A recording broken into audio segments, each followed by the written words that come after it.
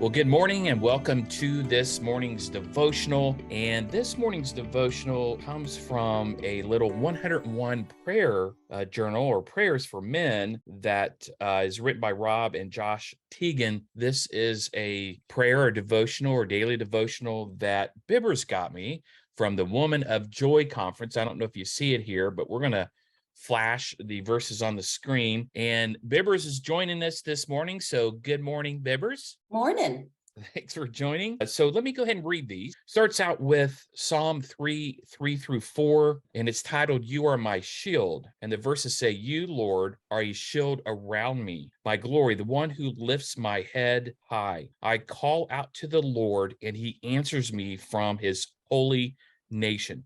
Again, that was Psalm 3:3-4, and today being the first day of this 101 prayers for 101 days, it's titled Walk the Walk, and it's from 1 John 3:18. Dear children, let us not love with words or speech, but with actions and in truth. Again, that was 1 John 3:18, and the prayer for today, it goes this way. Lord, in your word, you say my faith and beliefs are proved by my actions. In James 2:14, I want the work ethic I talk about to show in my integrity on the job. My affectionate words need to be matched by giving, serving, and protecting the ones I love. My neighbors need a friend who shows up in their struggles instead of just a nice guy next door. Instead of just preaching the truth, I need it to influence the way I speak and act in every situation. Help me to not just read the Bible, but to do what it says. Show me how to walk in the Spirit and bear the real world practical fruits of kindness,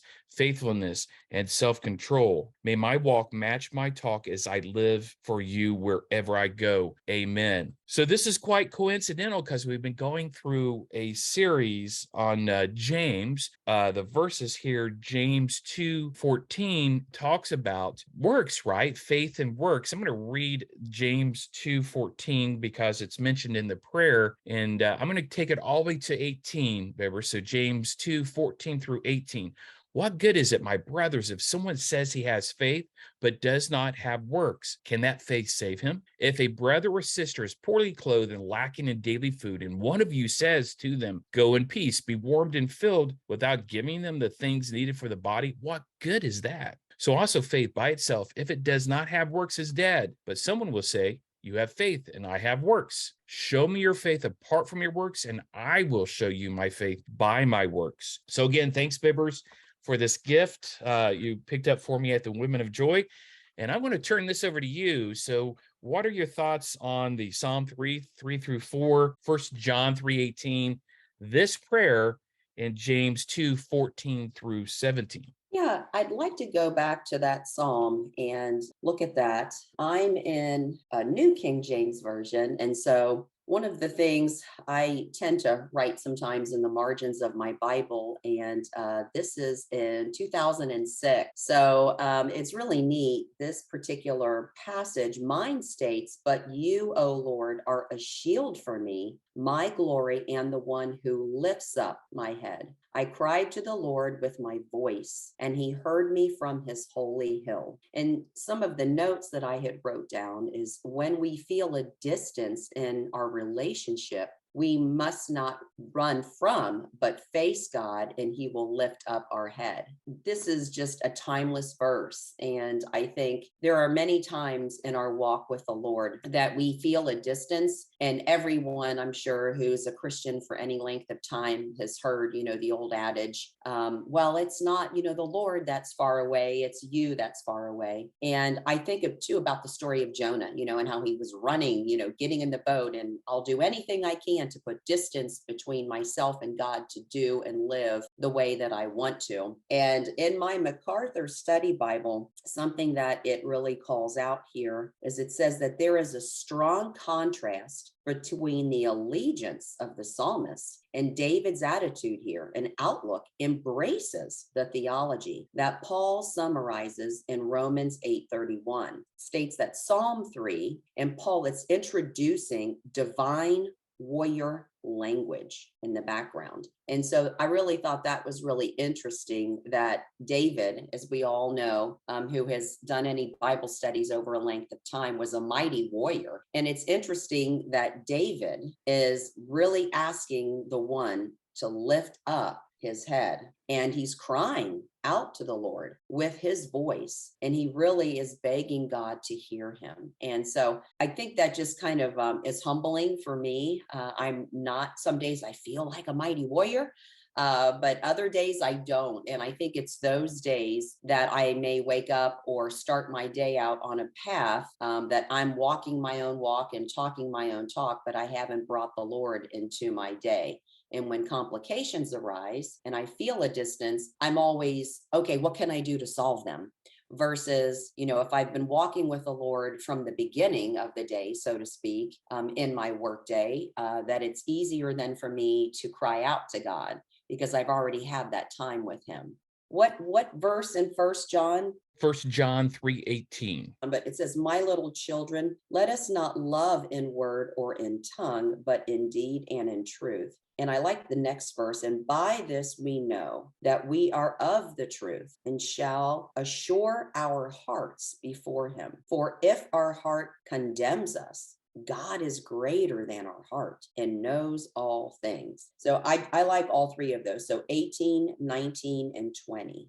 It's really interesting. Now, you were talking about work and having people, that little passage that you read in your book. I just would love to just share with everybody, if you're in a work situation where you're not surrounded with people who build you up or who aren't Christ-like or don't even have a relationship with the Lord, that's really hard. And so I just wanted to say, we'd love to pray for you all. I know that's really, really complicating.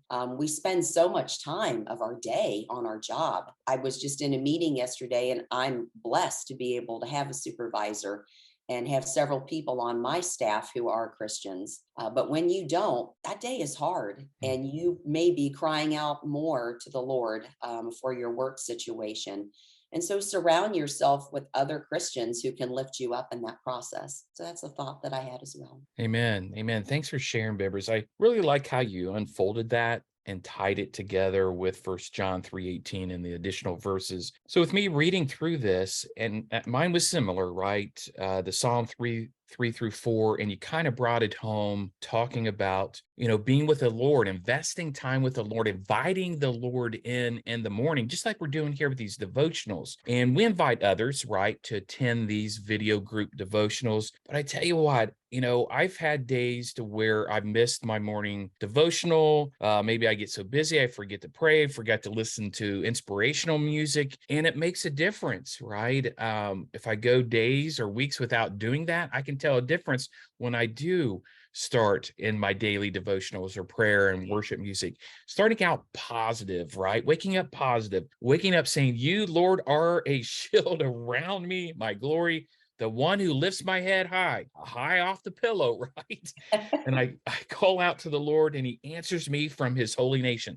So I like that. And it's an inspiration for today's verses and today's prayer here, because it ties well into James, right? So 1 John 3:18, and as you read it, ties well with James 2:14 through 18. Dear children, let us not love with words or speech, but in actions and in truth. So just don't talk the talk, walk the walk. And I tell you that this prayer did convict me a little bit. How it was unfolded. And again, it goes, Lord, in your word, say my faith and my beliefs are proved by my actions, James 2:14. I want the work ethic I talk about to show in my integrity on the job.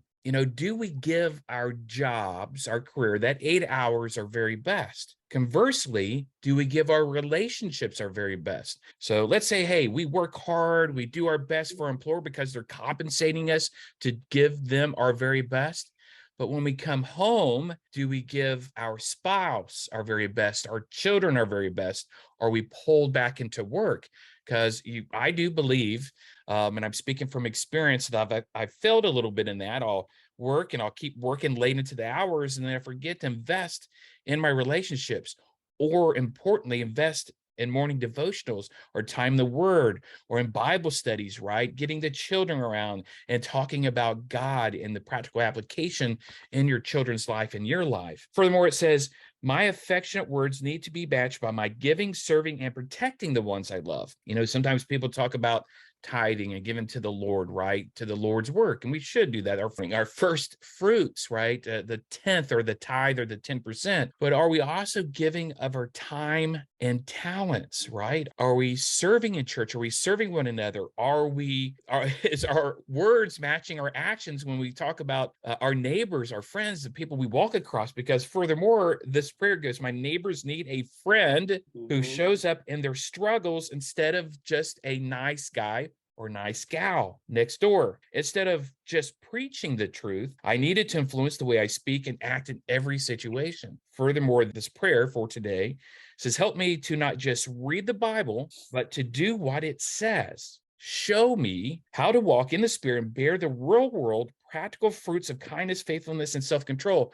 That's the fruits of the Spirit that every Christian should have, right? That we should pray for, that we should exude and demonstrate, not just by our words, but our actions and deeds. May my walk match my talk as I live for you wherever I go. So me being human and how this convicts me, and I want to get your 2 cents, Bibbers, but I just tell you, sometimes I get frustrated. We don't sleep well, or maybe we haven't had a good, fresh, hot cup of coffee, and maybe we're irritable and grouchy, and the day goes on, deadlines, you got customers calling you, or you got projects blowing up, and then someone you come across, right, may say the wrong thing, or you feel as though they say the wrong thing, and you're not slow to speak and slow to anger, right? Amen. You're quick to speak, and you're quip, and you're short, and you're curt, or you're talking about someone. And I just think about this last few days, or this last week that passed, that I got a little worked up about someone I know, about acquaintance, kind of a friend, and I kind of downloaded with Bibbers on my frustration, and I shouldn't have. I should be slow to anger, right?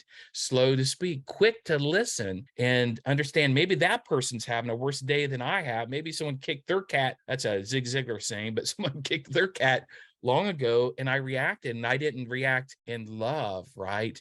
My love wasn't exuded in my actions and my deeds because I vented. So I'd like to encourage those listening or viewing this today's devotional.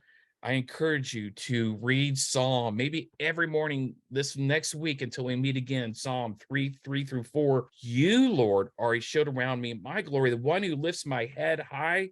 I call out to the Lord, and he answers me from his holy mountain. For God to be invited in our day, to God to be invited in our interactions, God to be invited in how we love one another, right?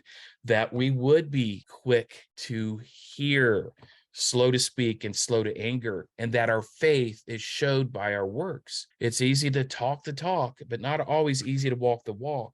So that's how today's verses and prayer and 101 prayer spoke to me. Any other thoughts, Bibbers, that you have? Yeah, 2 things. If you all are looking for a great resource, there's a book by Tim Keller. It's called Every Good Endeavor, Connecting Your Work to God's Work. And it's a fantastic book. So it's just a little thing to put in your tool belt if you're looking about how to connect your work and your day. If you are still working and not retired, or if you're retired and you do other things, it's just a wonderful resource to use. And then the other thing, it's so great, everyone, to have somebody that you can vent to, somebody that you can trust, and somebody that can come alongside and lift you up when you're having a tough time. And so again, I just want to encourage everyone to be that person, be empathetic, connect with someone, reach out to that person, because we all struggle. We all have bad days. We all have opportunities to be able to be the shoulder for somebody, because then we then turn around and we need a shoulder. So Don is that for me, and I appreciate that. And so anyway, grab that book if you all have an opportunity. Great resource. I don't know if you all have heard of Tim Keller, but he's fantastic, and his tools are really great to use. Amen. Thanks for sharing, Bibbers. So great verses, great devotional this morning. And I want to say to my listeners and viewers, Make it a great day, right, members? Because you truly have a choice in making it a great day. And a way to do that is invite the Lord in each morning, have a devotional prayer time, inspirational music, and may you launch each day with purpose, navigate with principles, and explore with passion.